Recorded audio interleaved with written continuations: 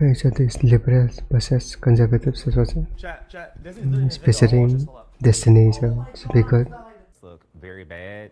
One thing about there's a lot of infighting on the right that I think makes us look very bad. One thing about liberals, you guys really do stick together and you actually get work done, even when I don't agree with it. Oh, well, that's just incorrect. Liberal, I sometimes see y'all sticking really hard together, and y'all are like, no matter Yeah, what, that's like opposite. we're gonna vote red. That's what conservatives do. What the fuck?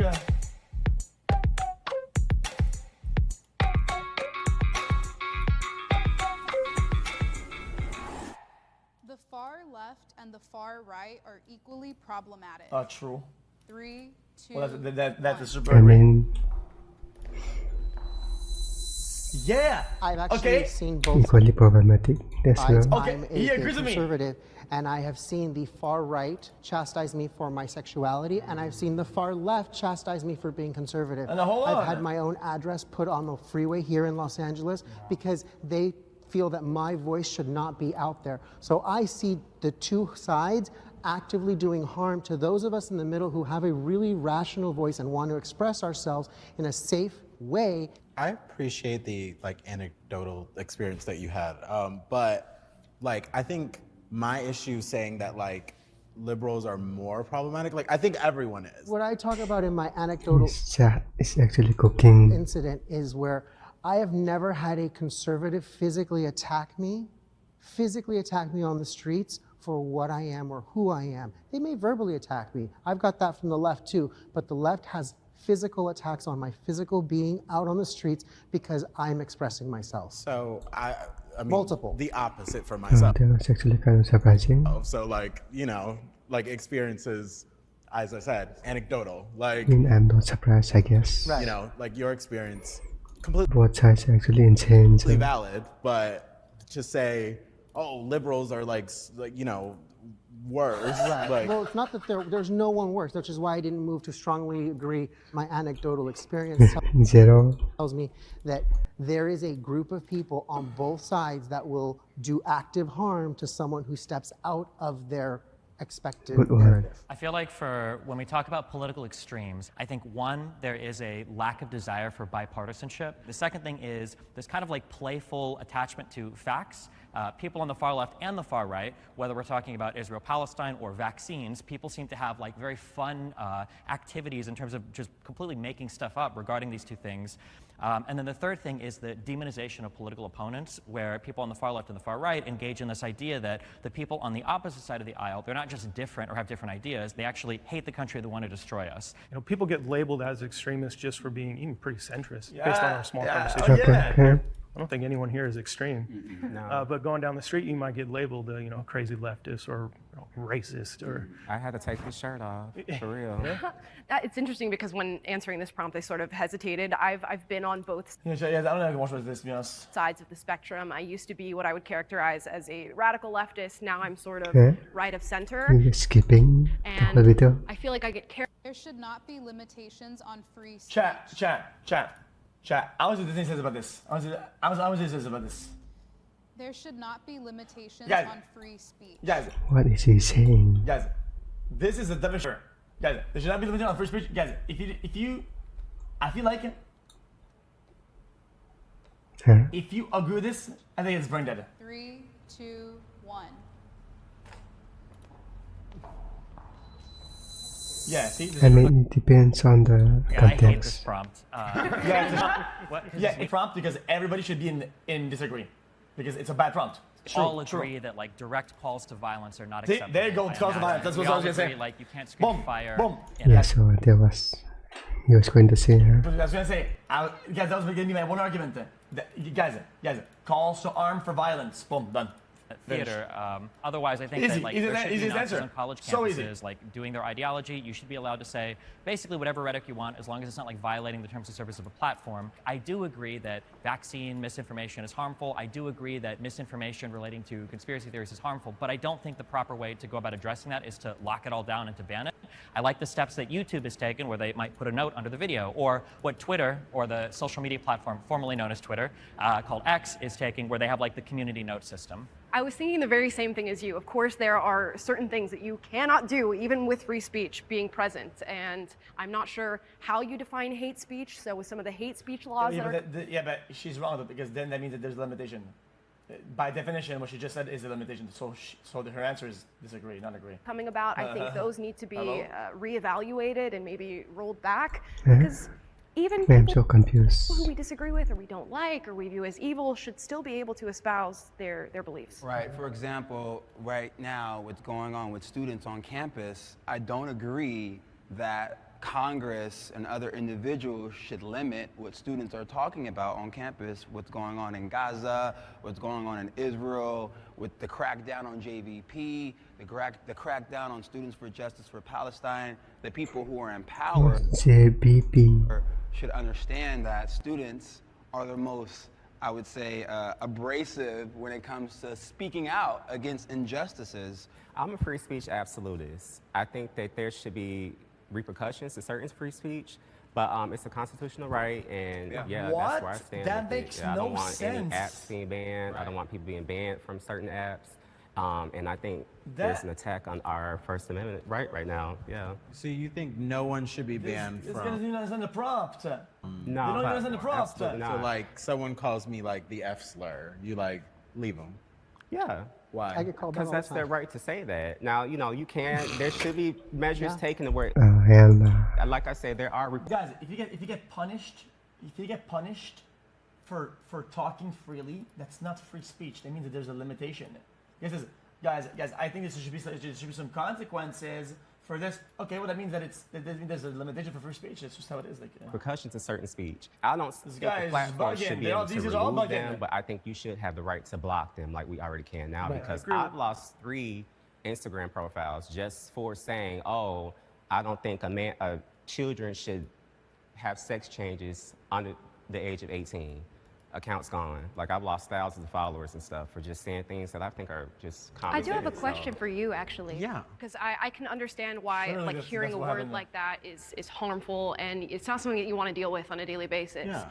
Wouldn't you rather know who's homophobic, though? Wouldn't you rather know who's racist? Yeah. These platforms have the right as private businesses to say what they want on those businesses. It's not cancel culture for them to take down slurs. And honestly, they're not that great at taking down slurs anywhere. Because I get called a on a daily basis online just for being a Jewish person. Unfortunate thing is this For internet being a Jewish only. and social media has become the town square. And the town square, if you were to take a box and put it in the town square, there is no limit on what you can say. And who's to say the city's going to come down and say, you use the word and we're going to take your soapbox and you can't ever come back to my city? That's exactly what you're doing when you're saying the platform has every right to remove this language. You have the option to go to another platform. There's plenty of So we conservative. have an option to go to another city then. There's plenty of conservative platforms So you that have no I free mean, there are only handful amount of social medias.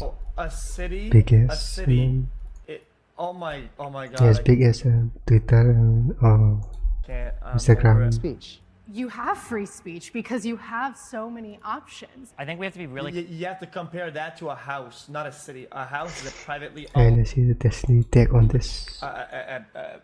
place by somebody, right? And since it's privately owned, they can have their own rules to what's going on in the house, even though there are rules, and that's just what it is, though, dude. If it's in the middle of the city, that's public. That's different. careful when we Not talk about the the same concept thing. of free speech. I like the concept of free speech, and I would defend that across multiple platforms, but that's fundamentally different than the First Amendment. The First Amendment has nothing to do with like the concept of free speech. Right. The First Amendment prohibits Congress or state or local governments from making laws specifically abridging your right to freedom of speech. Like hate speech laws don't exist in the United States because there's not hate speech. Hate can be an aggravator to an existing crime, but we don't outlaw certain types of speech. Twitter does not have a legal obligation. It's a violation of their First Amendment right to say they have to host whatever type of speech or tweet that somebody has on the platform. And a hate crime and a hate incident are two different things Two too. different And I wanted to say, like, if somebody called you, the F word, and then they said they wanted to kill you, then that's a hate crime, Bingo. and that's not protected, right? Correct. But a hate incident, somebody could call you an F word and not say they want to kill you, and that's still protected. Exactly. It can be an under free aggravating speech. circumstance to Exactly. an existing crime, but you can call somebody whatever you want, Right. and it's not, yeah. I often criticize my own political party. Guys, which I think is which I think freedom of speech should protect. Uh-huh. Why? Because who dictates what words and what things you can't do, right? That's what we call, that is a classic slippery slope, dude. Okay, you can't say this anymore. Oh, you can't say fat. Oh, you can't say short. Oh, yeah.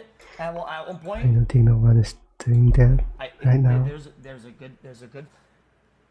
You have to put your foot on the ground and say, oh, well, my personal belief is that I agree with this. I agree with you should be able to say, you are fat. Boom. And then, boom.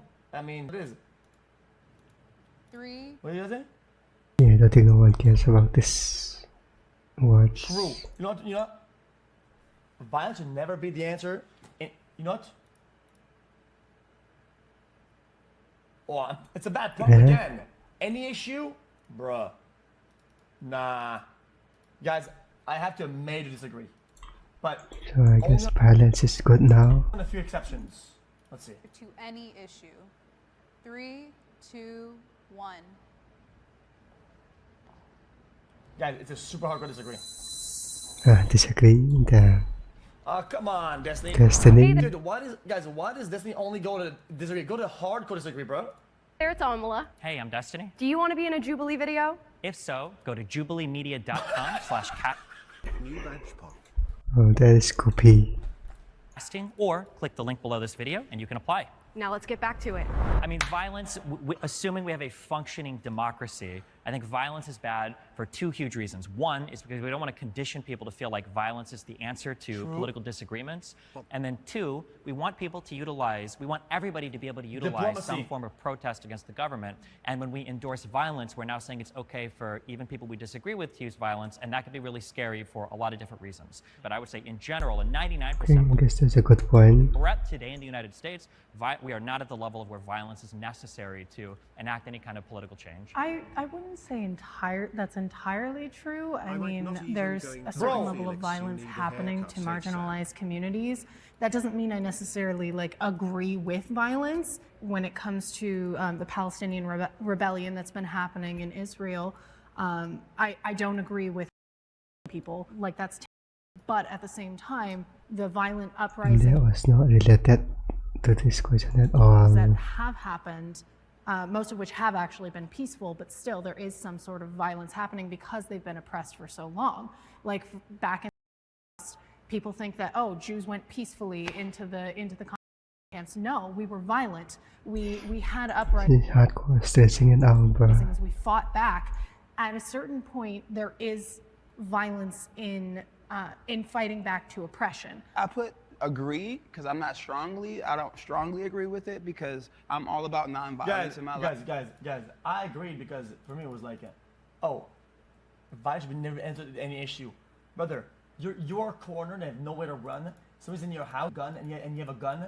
Well, brother, okay, bing bong. That's a different circumstances. Is the answer to the issue. I let myself perish. There's no way to run, no way to whatever. That issue. There's only way out. It's to defend. Well, I mean, what it is, bro. Life. Violence is unfortunately the issue here. I'm all about nonviolence. The solution. But at the same time, as I organize and I'm on the ground and I'm at protests and I'm at demonstrations, by any means necessary means, right? Are you dumb, dude? Then just ask the gun to stop. What? Fuck, dude. No, I didn't think about that, guys. Sir. I do not consent or agree with this current situation. Do not. Malcolm X, that you have to have some form of disagreement with the state that's not listening to your needs as people, as free people. And sometimes that takes, rebellious actions like burning down banks or burning down. Well, I wasn't listening. Listening to your needs as people, as free people. And sometimes that takes, rebellious actions like burning down banks or burning down institutions that are not listening to you. But as Black people in America, if we're only demanding liberty and justice, we're not asking for revenge. We're just asking for equality. And sometimes I think the state looks at us being a resistant as violence. Oh, Sure. Yeah. The reason I came over here, I was thinking more internationally. My No, birthday. if- I'm turning 20 away. Have a great day, Mr. PVC. I understand. Want something, then ask something. If they don't listen, just burn it. Oh. the country's met with I violence. see it. There's really only one way to respond to Sure, it. what a nice mentality. I don't think Israel could go to Hamas and say, hey guys, can you just not do that again? Is already saying that they plan more attacks that they had on October 7th. So I think Israel has the right to defend themselves with violence. Sure, I think so there's a couple key things to keep in mind here. So Here one comes, is, when we talk about like violence in response to political ideas, we have to be really careful that we don't redefine violence to mean literally anything that we don't like. Because I've noticed that like people are doing these things where like there is a white supremacist violence against black communities because of the way money is distributed with our taxes. And people will take that very academic form of violence, which is, and it's okay I think to have this analysis, but they'll take that academic form of violence and they'll say, now we can kill police officers and burn down buildings. Or now we can engage in arson or destroy neighborhoods. My side is misrepresented by the media. Just cut it off. Okay.